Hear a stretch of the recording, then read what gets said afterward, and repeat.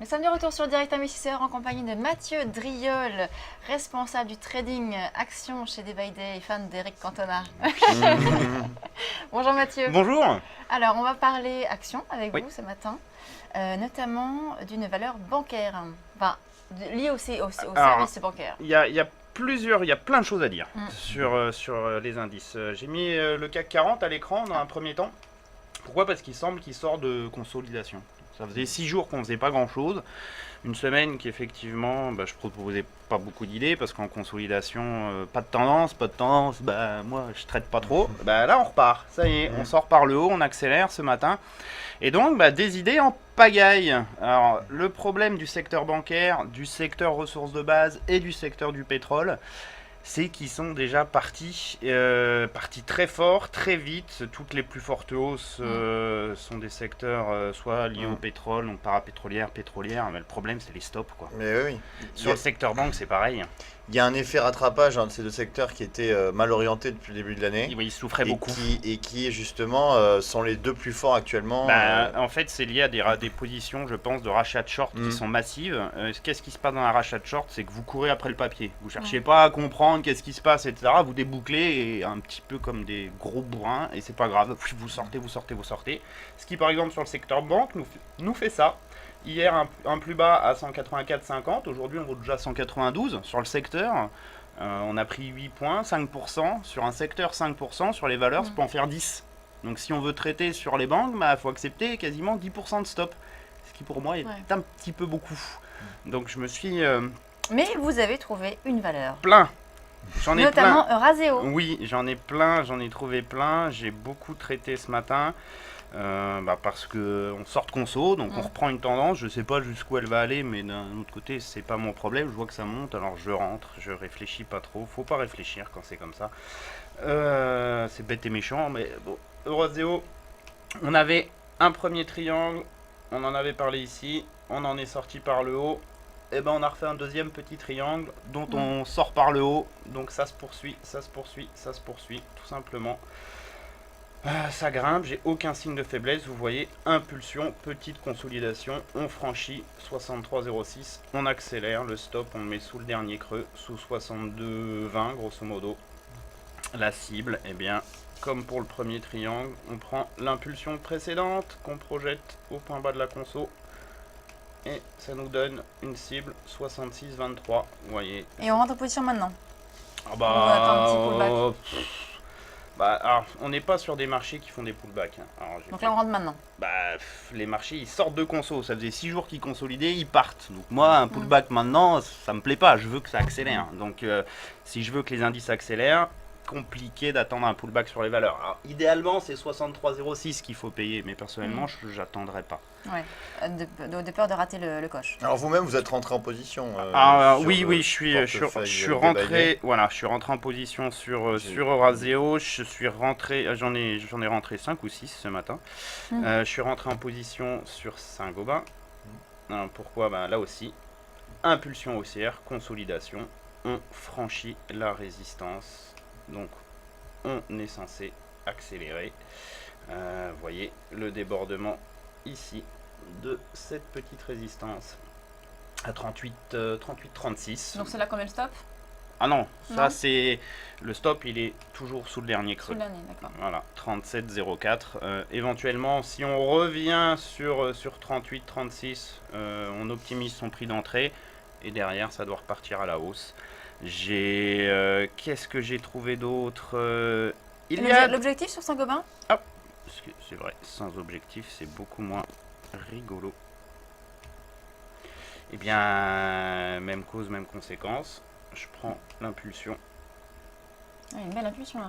Très belle impulsion, ça veut dire que c'est fort. Et je projette, et vous voyez, ça fait grosso modo, j'ai une cible intermédiaire 41,30, deuxième cible c'est 44.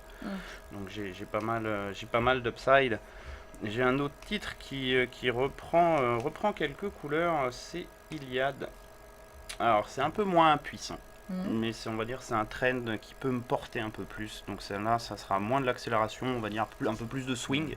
Iliad qui était très forte en 2012-2013, qui a Oui. connu une année 2014 un petit peu, Un peu, compliquée un peu vu voilà, un peu la plus progression un peu énorme du titre. un peu plus, c'est pas compliqué, ça se voit graphiquement, c'est une hausse très très régulière, une accélération ici, puis une succession de gaps qui ont mis beaucoup de vol, mais qui au final, vous le voyez, n'ont pas franchement interrompu la tendance haussière, tendance qui semble repartir notamment depuis qu'on a comblé ce gap qui pesait sur les cours. On a bloqué, on franchit, on revient se positionner sur le niveau. A priori, c'est un titre qui doit retrouver quelques couleurs, à mon sens. J'ai notamment cette lecture impulsion haussière retracée à 50%. Et donc un mouvement, je m'attends à une nouvelle impulsion. Alors là pour le coup j'ai pas encore tout à fait le signal. Le signal il sera au-dessus de 210,30, au-dessus en fait des derniers sommets. Mais ça me dérange pas de rentrer maintenant. Je joue vraiment une poursuite de trend. C'est moins, on va dire, moins chaud que les autres qui sont en train d'accélérer. Le stop? Sous les derniers creux, toujours. Toujours, on change pas une technique qui fonctionne en ce moment sous 203,30. J'ai un autre titre encore. Et l'objectif? Ah, l'objectif. Oui, projetons. On est bons élèves, nous, on écrit. Hein, je vois ça. Alors, le problème, c'est toujours pareil. C'est que je sais pas combien de temps vont durer ces tendances. Donc, j'ai des objectifs qui sont, on va dire, théoriques. Je surveillerai beaucoup plus les indices que les valeurs. C'est-à-dire lorsque je vais avoir un signe de faiblesse, un signal de retournement, lorsque les indices vont toucher leurs objectifs, je regarderai vraiment les valeurs, savoir s'il ne faut pas les déboucler ou non.